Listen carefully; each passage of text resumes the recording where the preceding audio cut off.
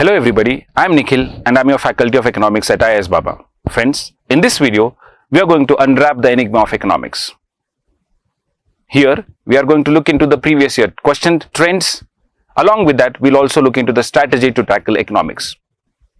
In the strategy, we'll look into the focus area of UPSC in the past 5 years. Along with that, we'll also look into the sources which we have to refer to. And last but not the least, the approach to tackle this massive subject called economics. Economics is an inevitable part of your UPSC preparation. The significance of economics can be understood by looking into the previous year questions that were asked, the number of questions asked from economics in the previous years. Without further ado, let us get into the battleground of prelims, that is the Plassey of prelims. Friends, in 2019, 14 questions featured from economics in prelims. In 2020, there were 15 questions from economics. In 2021, there were 16 questions. In 2022, 14 questions. In 2023, again 14 questions. In 2024, there were 13 questions. So on an average, every year in prelims, around 15% of your paper directly comes from economics. Apart from that, economics is also important for mains. To understand its importance, let us get into the Mahabharata of mains. Every year in the past 5 years, UPSC has been asking 100 questions. In 2019, there were 100 marks. In 2019, there were 100 marks from economics, and this economics includes the economics also and agricultural portions also, including the infrastructure and investment models. All right. In 2019, there were 100 marks. In 2022, again 100 marks were asked. In 2021, again 100 marks. 2022, 100 marks, and 2023, 100 marks. And I'm sure in 2024 also, there would be questions around 100 marks in your paper. Having understood the inevitability of economics in our UPSC preparation, let us delve into the strategy of economics. Friends, in this strategy, as I told you, we will be looking into the focus areas of UPSC. Along with that, we'll also be looking into the approach. In prelims, majorly focuses on the 8 areas which you can see on the screen. The first important area UPSC focuses on are the macroeconomic indicators and their associated concepts like GDP, inflation, and poverty.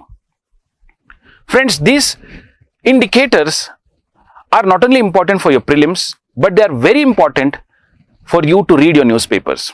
Until and unless you understand these concepts very well and in depth, you will not be able to make sense of your newspapers and things happening around you, especially in the economic sphere. So they become very important. Apart from that, UPSC focuses on money and monetary policy. All right, different forms of money, evolution of money, and the monetary policy tools like quantitative tools and qualitative tools, and who makes the monetary policy and what are their targets. So these are the areas which are very important for economics from prelims perspective. All right. It has been seen the implication of every monetary tool on inflation, on employment have been asked in the previous years. Apart from that, UPSC focuses on banking and issues plaguing Indian banks. Look, banks are very important for Indian economy or for any economy in general. All right. Banks are the ones who mobilize the savings into investments. Without banks, you cannot have investments in the economy. So banking is not just important for economy, Indian economy in general, but they are also important for prelims. All right. So every year, either banking, types of banking or issues plaguing Indian banking they will be in the news also, and they would make their way into the UPSC prelims paper also. Along with that, there is another important area which is getting increasing weightage in UPSC prelims recently. That is the financial markets. In financial markets, you need to focus on how to mobilize finance and how firms and how corporates and how governments mobilize finance. There are different instruments of mobilizing finance like bonds, like shares, like mutual funds, pension funds, insurance funds, etc., etc., etc. All right. Primarily, the focus is on government bonds. All right. For example, inflation index bonds. For example, sovereign bonds, etc. All right. Recently, any important development that takes place in this area is automatically important for prelims. The next most important part of prelims focus area is the exchange rate and balance of payments. In exchange rate and balance of payment, we would be studying different factors which influence the exchange rate, Along with that, we'll also be studying what is balance of payments. This basically tells or gives an account of how much and how is India trading with the rest of the world. All right. Along with this, we will also have to focus on world economic system. And when I say world economic system, I mean the Bretton Woods institutions like the World Bank, the IMF, other developmental banks like the Asian Development Bank, the new development banks, etc., etc., etc. Now, this is very important. Along with this, we should also look into the recent agreements, like the trade agreements that were signed between different countries, because they're very important. So, whenever a new agreement is signed by India with any other country, that automatically becomes important for our exam. Apart from that, what is another pillar which is more important in prelims is the agriculture. In agriculture, we need to focus on the problems plaguing Indian agriculture, and especially schemes like minimum support price. Minimum support price has been asked innumerable number of times in prelims. All right. So we need to understand what are the crops for which minimum support price is declared, how is it calculated, and what are the issues around it. The subsidies, the various subsidies given in agriculture, and the issues in general plaguing the agricultural sector.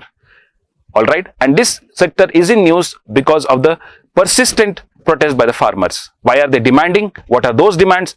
Are they economically sound, viable? Are they politically sound or viable? Are things which we need to focus on. Apart from that, we need to also focus on government schemes related to human development. Government schemes related to human development and inclusive development. Friends, when I mean human development, I basically mean schemes related to education, health, etc. And when I mean inclusive development, I mean schemes related to women, SC/STs, minorities, and also the schemes related to improvement of the rural infrastructure. These are the broad themes which are inevitable for you to get a good score in prelims and consequently in economics and consequently in your prelims. Having understood this, let us look into the sources of prelims. All right. The first source which you need to refer is the NCERT of class 11. NCERT class 11 introduces you to concepts of macroeconomics, and macroeconomics deals with aggregate measures like GDP, inflation, exchange rate, etc., etc. However, this is not sufficient. We need to walk another extra mile, and for that, over and above class 11th notes, you need to refer to IAS Baba value added notes. Dear friends, IAS Baba value added notes are of immense importance because the notes are curated keeping in mind the previous trends in UPSC exam. All right. If you refer to these notes, this is a one-stop solution for both your prelims as well as the mains preparation, provided you compensate with the current affairs. In current affairs, any newspaper, may it be the Indian Express, may it be the Hindu, should be read thoroughly on a regular basis. Along with that, one current affairs magazine should be referred to. Along with that, we need to never ignore previous year questions, because previous year questions are very important for us to clear and crack this examination. What should be the approach? The approach should be a four-pronged approach. The approach should be this. The sources should be read thoroughly. Ample time should be spent in understanding the concepts. Understand, reading number of pages doesn't matter. Qualitative reading matters. Qualitative reading means how well are you able to understand the concept. So the sources should be read thoroughly. You should spend ample time in understanding the concepts. Apart from that, previous year questions should be read, and it should not be mindlessly read or mechanically read. It should be read from 3 vantage points. And what are those 3 vantage points? First, whenever you read your previous year questions, you need to map the topics. Topic mapping will help you delineate the most important concepts or most important areas which UPSC focuses on. Second is content extraction. Previous year questions are like gold mine. It helps us to extract content. It helps us to extract a lot of information which is very much essential for us to crack examination. And last, previous year questions also help us to practice. Next step, what you should do is the newspaper. The newspaper should be read regularly. I emphasize on this word regularly because it is very, very, very important. The newspaper should be read regularly. For a UPSC aspirant, reading newspaper is like brushing your teeth. All right, it should be a part of your routine. So the newspaper should be read regularly, including the economy section. In economic section, how will you read? The reading should be keyword focused reading. Keyword focused reading. Look, we tend to ignore the economy page of newspaper. Don't. Because recently, UPSC has been asking questions from the developments which are happening in the economic sphere. For example, last time there was a question on the probability of default by American government or a sovereign default. So that question could have solved easily if you have read the economy section. I know it is difficult, but if you understand the concepts clearly, though reading economy section of the newspaper will not be a tough task. All right. So regular reading and keyword focused reading is very important. I emphasize, I repeat, regular reading and keyword focused reading. All right, because UPSC has the habit of picking the keywords in news directly and putting it in your exam. All right, and last but not the least, practice tests should be solved sufficiently. Don't overdo it. It should be sufficient. It should be optimum. Getting my point? So practice tests, we have IAS Baba comes up with amazing tests. All right, you can use them as a source to direct your preparation. All right, so this is the approach for prelims. Now let us get into the mains Mahabharata. All right, in mains, I have given you the syllabus of mains here. All right, you need to focus on every keyword of the syllabus. Every keyword of the syllabus. All right, because mains syllabus is a detailed one. You actually know that where is the UPSC asking questions from, because it is very easy to predict questions and the areas from where the questions are coming from. All right, not the exact questions, but the area or the broader themes. All right, because you have a detailed syllabus. So reading the syllabus is very, very, very important. All right, I have given you the main syllabus. All right, so the syllabus is like this: Indian economy and issues related to planning, mobilization of resources, growth, development and employment. So any issues of Indian economy, basically UPSC picks it up from the recent happenings or economic debates which are happening over a period of time, usually 1 year. All right, any issues which are plaguing which are plaguing our country or which are plaguing our economy, articles, innumerable number of articles will be written over a period of time in newspapers. So regular reading of your newspaper, with that you would be able to tackle this part of the syllabus, that is Indian economy and issues related to planning, mobilization of resources, growth, development and employment. There are some concepts which are required, but apart from that, majorly questions from here come from the previous happenings. All right, apart from that, what is very important is inclusive growth and issues arising from it. Every year there is a question on inclusive growth. And why not? Because ultimately you need to understand that growth without inclusion is no growth at all. All right, everybody should reap the benefits of growth. All right, and equity is one of the fundamental values of Indian Constitution and we Indians in general. All right, and the next important part is government budgeting. Government budgeting, just go through the budget, new taxes involved, the issues of budget, a broad understanding would help you sail through this topic. Next is agriculture. Now, agriculture is very, very important for prelims, for mains, and the easiest, because once you read it, you are done. All right, prepare a handmade notes for every topic. Trust me, questions will be directly picked from the syllabus. Understanding my point? So this is a very easy part, very doable part. It will not take more than 10 days. If you have attend your classes, if you are not attending your classes, read the books. All right, and then read value added notes by IAS Baba, and then solve the previous year questions. You will be in a position to look into this agriculture. You would be able to navigate agriculture in your exam. I repeat, it is the most predictable and the most easiest part of the syllabus. Agriculture. Never ever miss on this. All right, and next part is the land reforms. Land reforms, yes, this is a very static part. And you need to understand that questions do come from land reforms and it's very easy to score. Effects of liberalization of the economy, changes in industrial policy and effects on industrial growth. These are fairly easy chapters. Infrastructure like energy, ports, roads, airports, railways, etc., etc. is also very important, because understand, when we are talking about Viksit Bharat by 2047, infrastructure plays a crucial role. You cannot imagine a Viksit Bharat without developed infrastructure.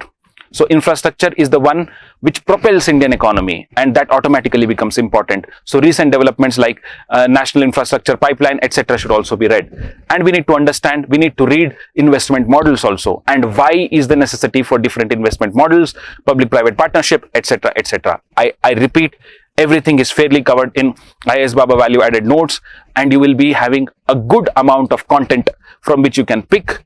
If you substitute, if you complement it with the newspapers, you will be good to go. Now let us look into the approach. First, as I told you, value added notes. Understand one thing, that it is a one-stop solution for most of your economy related problems with respect to UPSC. Getting my point? Apart from that, you need to read, you need to be a regular reader of newspaper. I repeat, you need to be a regular reader of newspaper. Next, previous year mains questions. It's a gold mine for your preparation, especially when it comes to mains.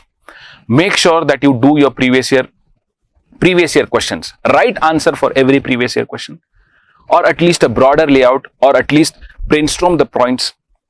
Keep it in your hand. This is very important and a quintessential part of your mains preparation. Apart from that, join our test series, IAS Baba test series. Now, we ensure that the questions which are asked in economics is a proper mix between the static as well as the current events that are happening. So this will be going to giving you an edge over others, especially in your mains and prelims, because the questions asked in your actual exam would be somewhere close to the topics which you already studied. So if you do your previous year questions and supplement it with our test series, mostly you will not get any surprises in your paper, especially in the mains. All right. So this is the approach. And last but not the least, I am going to tell you the strategy to fail, because it is very important to understand the strategy to fail, because failing requires a lot of efforts and mistakes. So I'm being a cynic here. I just want to tell you the strategy to fail. All right. Now, first important strategy is episodic hard work. Episodic hard work is opposite of consistent hard work. All right. Now, whenever you are doing episodic hard work, take it in writing that you are going to fail this exam. All right. Next, don't be a directionless darling. Directionless darling is a recipe for failure. All right. Mindlessly reading things. Reading any book you find.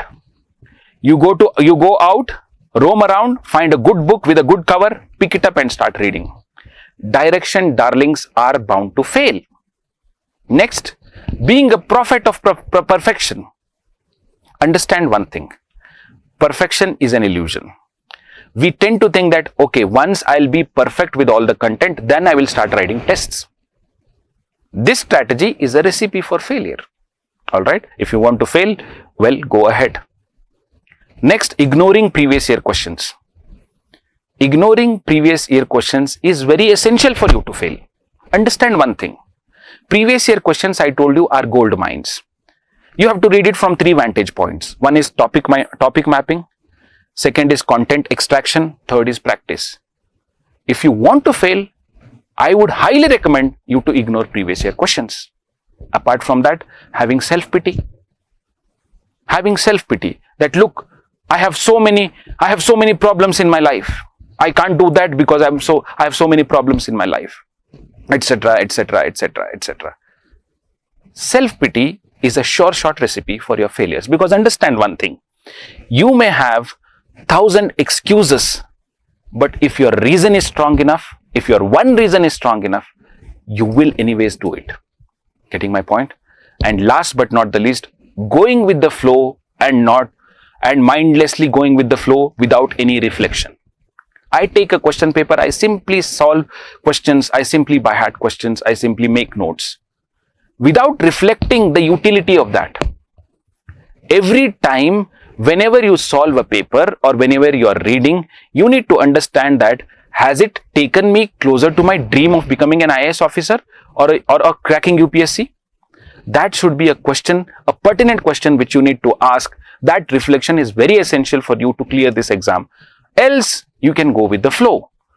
So, episodic hard work, being a directionless darling, being a prophet of perfection, ignoring previous year questions, having a self-pity, and going with the flow without reflecting on your path are sure short recipes for failure. If you don't do this, you will succeed. Thank you for being with me. हमें IAS बाबा के फिर मिलेंगे चलते चलते। Thank you.